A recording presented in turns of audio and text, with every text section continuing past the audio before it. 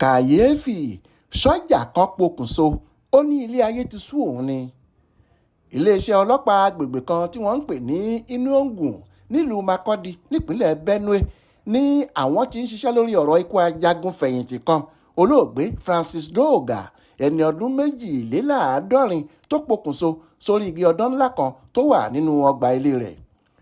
Aláròyé gbọ́ pé ọjọ́ àìkú Sunday ọjọ́ 28 oṣù kínní ọdún 2024 yìí ní àwọn olùgbé agbègbè St. Joseph Catholic Church tó wà ní Inú nílùú Makurdi jírí òkú olóògbé ọ̀hún tó ń mì dìrodìro lórí igi ọ̀dàn ńlá kan nínú ọgbà ilé rẹ̀.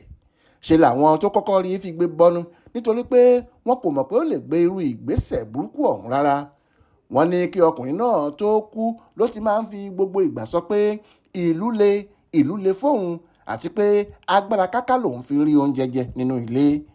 Aráalé olóògbé ọ̀hún kan tó gbà láti bá àwọn oníròyìn sọ̀rọ̀ lórí ìṣẹ̀lẹ̀ yìí ṣùgbọ́n tí kò dárúkọ ara rẹ̀ síta sọ pé olóògbé ọ̀hún gbé ìgbésẹ̀ burúkú yìí lásìkò tí kò sí àwọn ẹbí rẹ̀ kankan nílé ni àti pé nígbà tó ń kọ́ra pé kò sówó lọ́wọ́ òun nígbà gbogbo làwọn ẹbí ẹ̀ ṣe fi sílẹ̀ sínú ilé tí wọ́n jọ ń gbé tẹ́lẹ̀.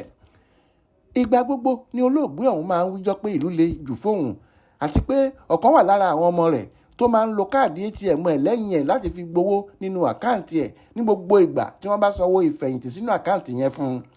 Bákan náà ló ń wíjọ́ pé kò dáa bí wọn kò ṣe sanwó ìfẹ̀yìntì òun fóun lẹ́ẹ̀kan náà tó jẹ́ pé díẹ̀díẹ̀ làwọn aláṣẹ ìjọba ilẹ̀ wa ń sanwó ọ̀hún fóun.